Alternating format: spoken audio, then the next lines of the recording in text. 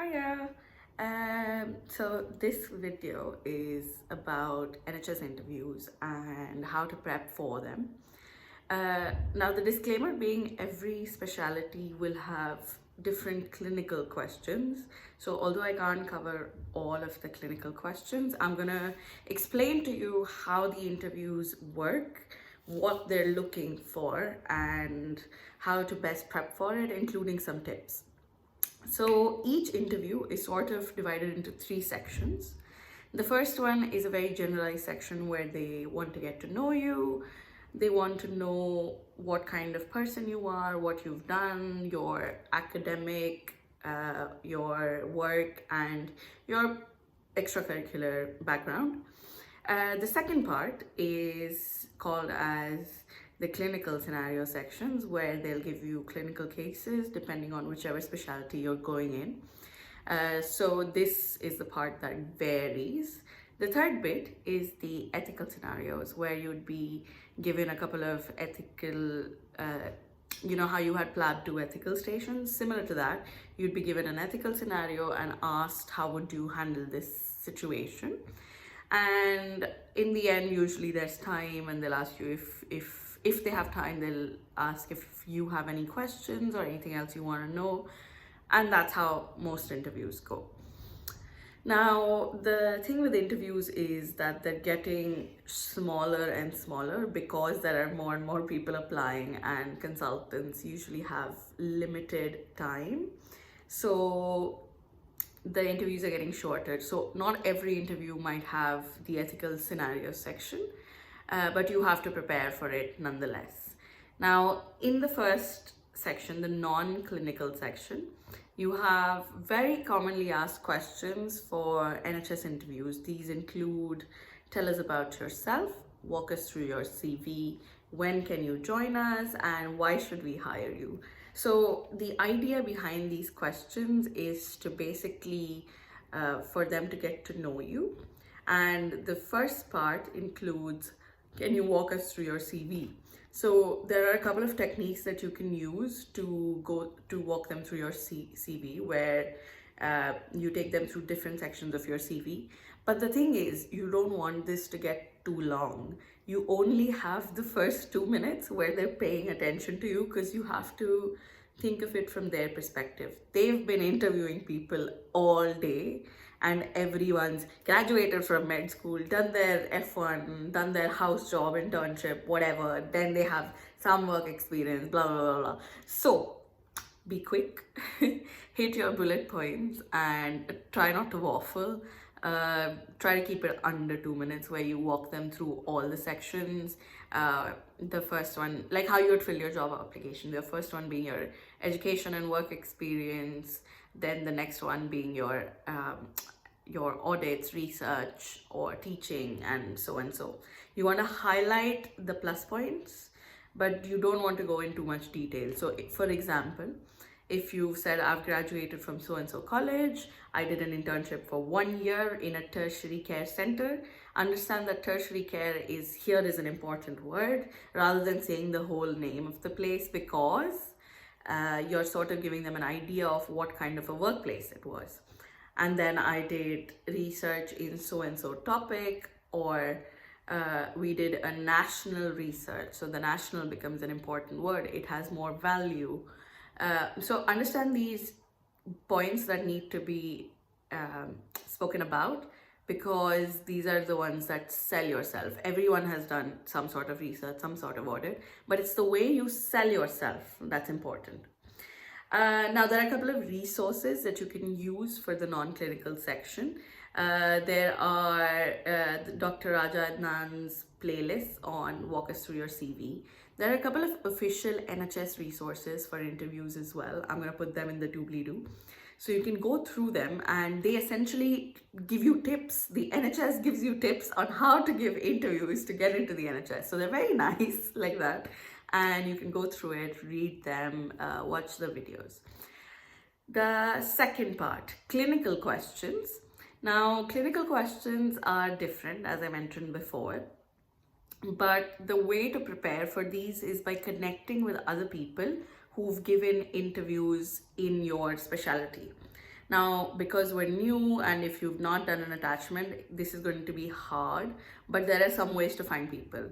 Couple of ways to connect with people are one, LinkedIn, of course, because you can directly see where they've worked, if they worked in the same hospital as yours, which departments. So they've probably given an interview as well. The second way of connecting is using social media. So that can be Instagram, WhatsApp, Facebook. You can post a message on several groups. You might find someone who's given an interview in the same specialty. The third way is using Reddit or Facebook forums where people would have previously posted their interviews or asked this question before. So you can go through the previously asked questions and see if anyone else has gone through these interviews. Reddit is a really good resource for finding stuff like this. And in every specialty, the second tip I'd give you is for every specialty, there are certain emergency conditions that you need to know. So for instance, if you're doing a surgical interview, you have to know bowel obstruction, you have to know acute abdomen. So the emergency situations, you have to know as much as you can. So irrespective of whichever specialty it is, if it's ENT, then epistaxis is something you have to know. So know the emergency and the common conditions for the specialty that you're interviewing in. The third section, which is basically ethical questions. Now, ethical questions can be varied and you may not always know what to do, and that's okay. The way to prep for these are, again, there is Dr. Raja Adnan's videos on YouTube. I'll link them in the doobly-doo as well. He walks through a lot of different kinds of ethical scenarios. The second resource is your PLAB 2 ethical stations, which are basically very commonly asked ethical situations in the NHS.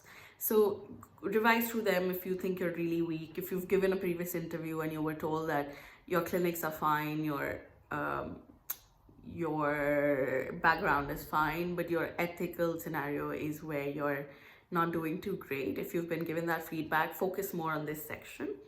And the important part is that you need to know all of these really well. So you have to be safe. What they're looking for is a safe doctor and not someone very hi-fi. A previous thing I missed in the clinical section before was Omar's guidelines. So this is a blog that has interview questions from different specialties, so you can just refer to that blog and search for the specialty of your choice.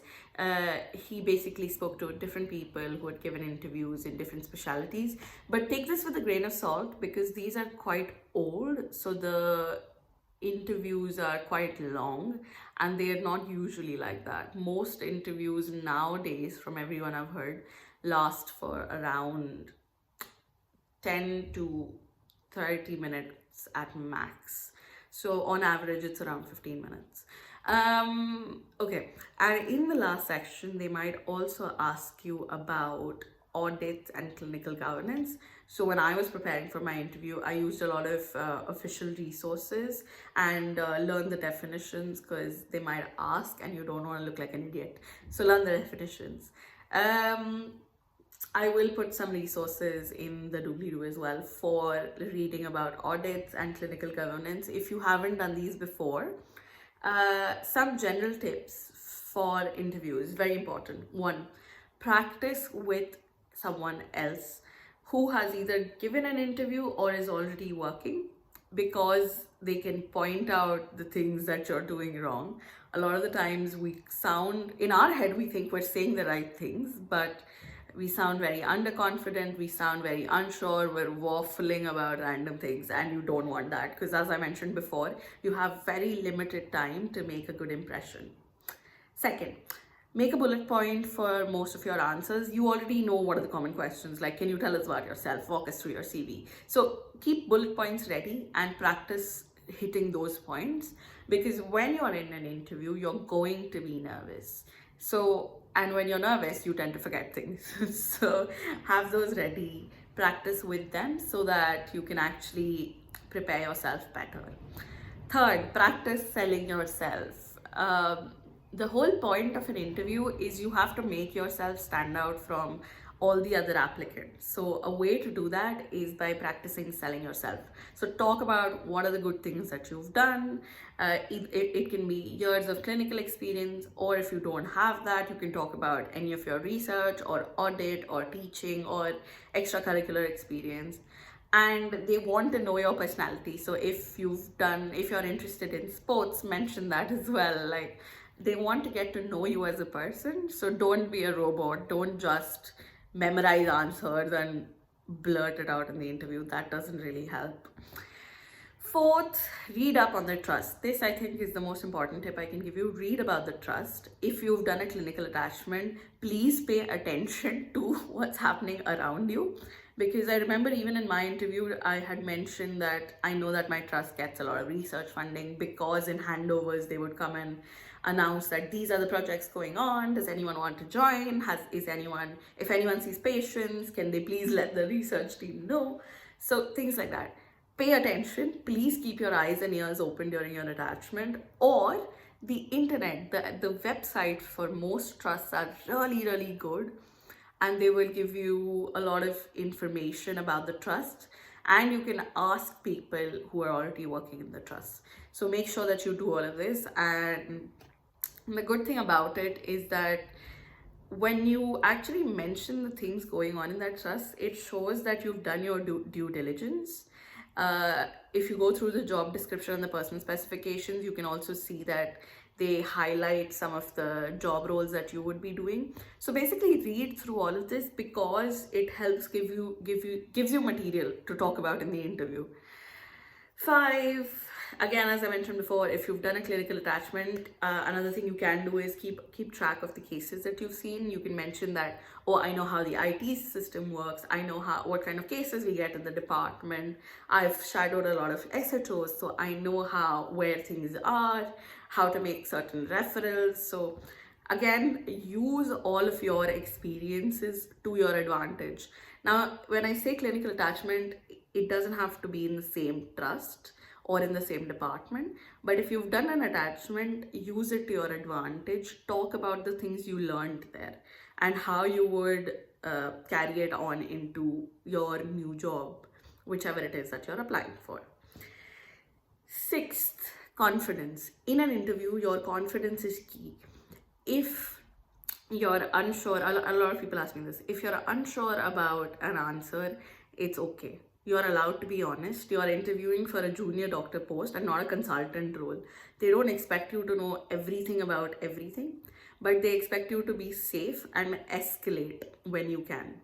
So, for instance, even you would have come across this in a lot of PLAB 2 stations where you don't know what the diagnosis is, but you can still manage them symptomatically. So, keep your wits around you. If you don't know anything about what they're showing you, try to think along the lines of whatever you've learned before. If you can manage their symptoms, manage their symptoms. If you can speak to a senior, speak to a senior, and that is okay.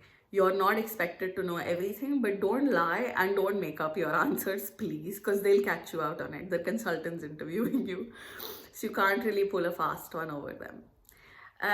The last tip for you is, again, confidence, in terms of all of the questions that you prepare for are not just the questions that are going to be asked. You may be asked something different. There might be a question that you haven't prepared for. There might be a question that you're not too sure about, and that's okay. Don't let it stump you. If it's a question that you don't know, take a minute, pause, think about it, analyze what they're asking, and answer accordingly. You may not get it right, that's fine, but at least you tried and you made an attempt to answer that question. You're still a medic, so you will have some background knowledge, and that's fine. Even in case of ethical scenarios, try to think of how you would handle it in real life.